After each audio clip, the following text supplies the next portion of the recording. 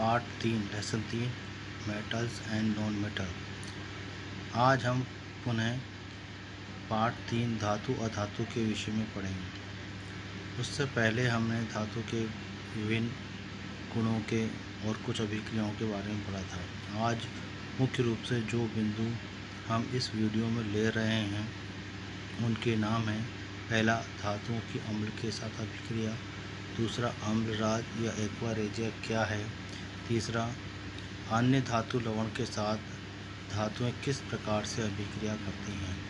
इन तीनों बिंदुओं को हम विस्तार से अब आगे अध्ययन करेंगे।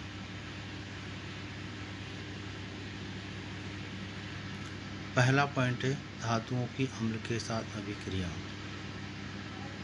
धातुएं अम्ल के साथ अभिक्रिया करके लवण तथा हाइड्रोजन गैस प्रदान करती हैं। अधिकांश जितनी भी धातुएं होती हैं वो सामान्यतः अम्लों के साथ क्रिया करके हाइड्रोजन गैस मुक्त करती हैं या निकालती हैं। जैसा कि हमने एक अभिक्रिया में बताया है कि मैग्नीशियम धातु हाइड्रोक्लोरिक अम्ल HCl से अभिक्रिया कर मैग्नीशियम क्लोराइड लवण तथा हाइड्रोजन गैस बना रहा है। इस प्रकार जो धातुएं होती हैं ये अम्लों के साथ क्रिया कर हाइड्रोजन गैस निकालती हैं। इस चित्र को हम थोड़ा देखें तो इसमें मैग्नीशियम धातु HCl हाइड्रोक्लोरिक अम्ल के साथ अभिक्रिया कर मैग्नीशियम क्लोराइड और हाइड्रोजन गैस निकाल रहा है। हाइड्रोजन गैस के अगर हम देखें तो हमने तीर का चिन्ह ऊपर की तरफ लगाया हुआ है। ये तीर का चिन्ह यह बताता है कि अभिक्रिया में कोई पदार्थ अगर गैसीय रूप में बनता है तो उसके आगे तीर का चिन्ह लगाया जाता है। इससे आप ये जान सकते हैं जब भी कभी कोई अभिक्रिया लिखी हुई हो और उस अभिक्रिया में किसी अभिकारक या उत्पाद के आगे इस तरह से तीर का चिन्ह ऊपर की ओर या ऊपर की दिशा में किया हुआ लगाया गया हो तो इसका तात्पर्य है कि वह पदार्थ गैसीय अवस्था में अभिक्रिया में प्रयुक्त हो रहा है या गैसीय अवस्था में वह पदार्थ अभिक्रिया में बना है।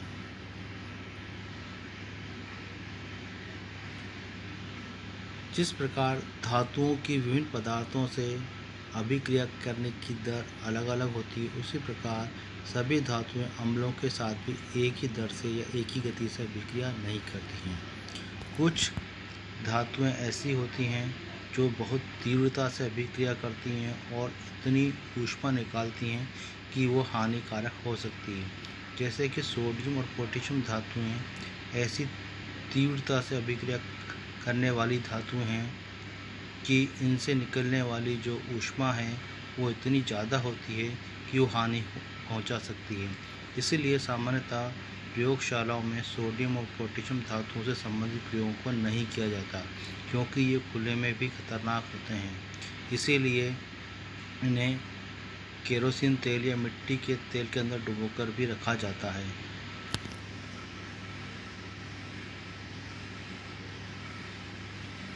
यहाँ हमने कुछ धातुओं की तनु हाइड्रोक्लोरिक अम्ल के साथ अभिक्रिया को दर्शाया गया है। पहली अभिक्रिया में मैग्नीशियम के साथ हाइड्रोक्लोरिक अम्ल की अभिक्रिया दर्शाई है जिसमें मैग्नीशियम क्लोराइड लवण और हाइड्रोजन गैस निकल रही है। दूसरी अभिक्रिया में एल्यूमिनियम धातु के साथ अम्ल की अभिक्रिया दर्शाई है और तीसरी अभिक्रिया में हमने जिंक के साथ अभिक्रिया को दर्शाया गया है।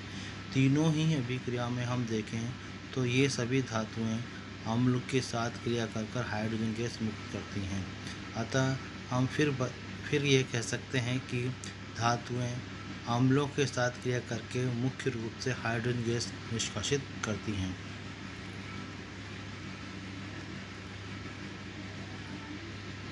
नाइट्रिक अम्ल के साथ धातु की क्रिया। नाइट्रिक अम्ल एक ऐसा अम्ल है जो सामान्यतः धातुओं के साथ अभिक्रिया करता है तो हाइड्रोजन गैस मुक्त नहीं करता क्योंकि ये एक प्रबल ऑक्सीकारक होता है। इस कारण इस अभिक्रिया में बनने वाली जो हाइड्रोजन होती है वो जल के साथ यह प्रबल ऑक्सीकारक होता है जो उत्पन्न हाइड्रोजन गैस को जल में परिवर्तित कर देता है एवं नाइट्रोजन उनके ऑक्साइडों में परिवर्तित हो जाती है।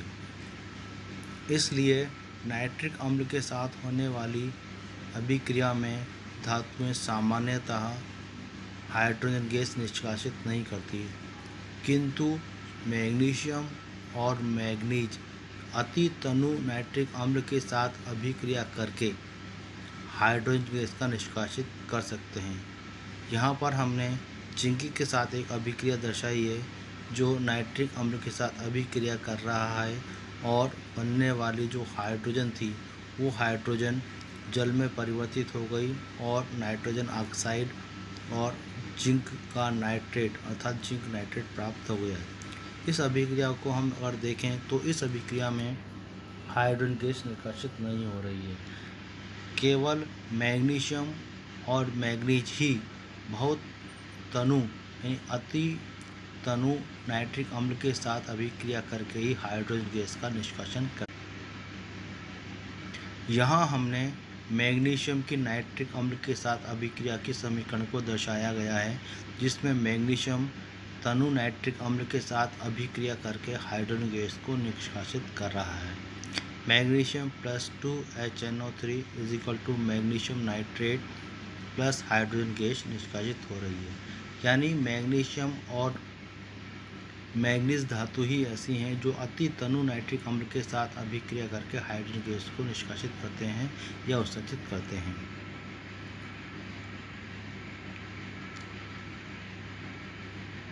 इसी के आधार पर धातुओं की अभिक्रियाशीलता के क्रम को हम घटते क्रम में इस प्रकार लिख सकते हैं कि मैग्नीशियम सबसे अधिक, एल्यूमिनियम उससे कम, जिंक उससे कम और आयरन उससे कम और कॉपर तो लगभग ना के बराबर अम्लों से क्रिया करता है।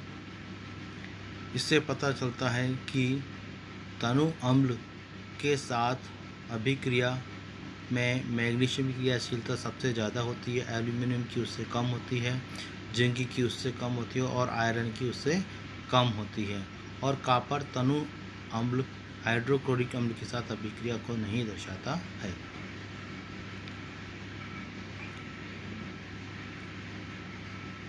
एक्वारेजिया जिसको हम अम्लराज के नाम से भी जानते हैं, यह एक महत्वपूर्ण पदार्थ है जिसका उपयोग पदार्थों को या धातुओं को गलाने में किया जाता है। पहली बार तो हम ये समझेंगे इसको बनाया कैसे जाता है। अम्लराज या एक्वारेजिया जब 3:1 के अनुपात में सांद्र हाइड्रोक्लोरिक अम्ल एवं सांद्र नाइट्रिक अम्ल को मिलाया जाता है तो उसका ताज़ा मिश्रण अम्लराज या एक्वारेजिया कहलाता है। अर्थात हम यह कह सकते हैं कि 3 ml सांद्र हाइड्रोक्लोरिक अम्ल और 1 ml सांद्र नाइट्रिक अम्ल को मिलाने से बनने वाला मिश्रण अम्लराज कहलाता है। या हम इस तरह से भी इसकी परिभाषा बना सकते हैं कि 3 मात्रा में सांद्रिक अम्ल, 3 मात्रा में सांद्र हाइड्रोक्लोरिक अम्ल एवं 1 मात्रा में सांद्र नाइट्रिक अम्ल को मिलाकर अम्लराज या एक्वारेजिया बनाया जाता है। ये एक्वारेजिया या अम्लराज एक प्रबल विलायक है जो गोल्ड और प्लेटिनियम जैसे कठोर धातुओं को भी गलाने की क्षमता रखता है, क्योंकि ये दोनों अम्ल अकेले इन पदार्थों को गलाने की क्षमता नहीं रखते, लेकिन जब इनका मिश्रण एक निश्चित अनुपात अर्थात 3:1 में मिलाकर बनाया जाता है तो बनने वाला पदार्थ अम्लराज या एक्वारेजिया इनको गलाने में सक्षम हो जाता है। एक्वारेजिया भवकता द्रव होने के साथ एक प्रबल संक्षारक भी होता है, इसलिए इसका उपयोग संक्षारण में भी किया जा सकता है। अन्य धातु लवणों के साथ धातुओं की क्रियाएं।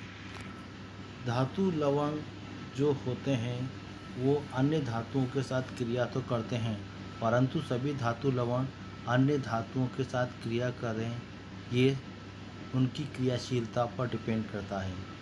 इसी कारण हम कुछ अभिक्रियाओं के उदाहरण से इसको समझने का प्रयास करेंगे।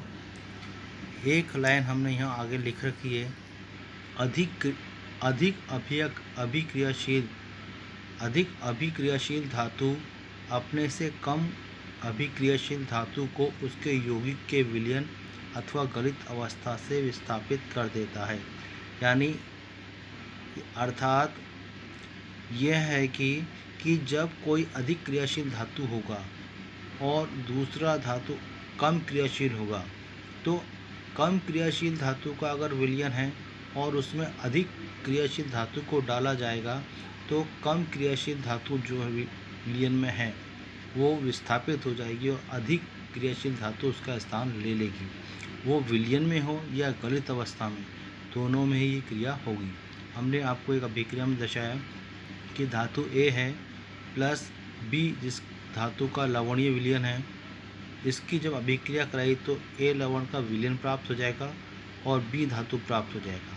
ये तभी संभव है जब A धातु की क्रियाशीलता जो B लवण में उपस्थित धातु की क्रियाशीलता से अधिक हो।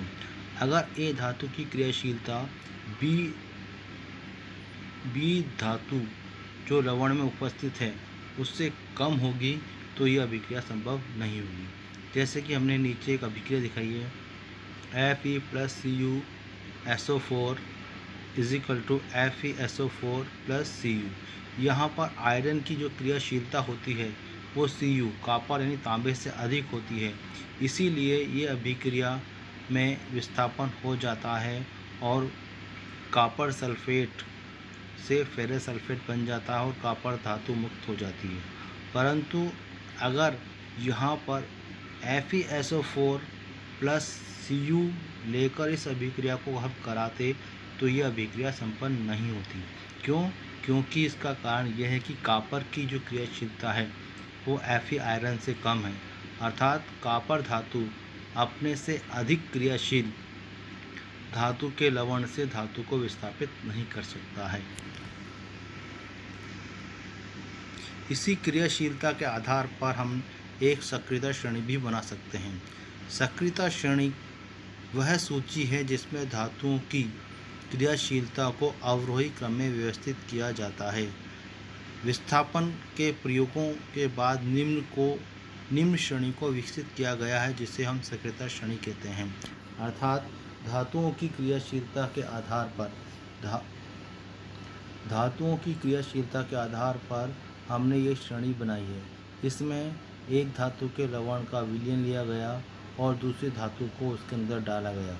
उन्हीं के आधार पर जिन अभिक्रियाओं में विस्थापन हुआ और किन अभिक्रियाओं में विस्थापन नहीं हुआ, उसी के आधार पर धातुओं की क्रियाशीलता का निर्धारण किया गया और ये सक्रियता श्रेणी बनाई गई।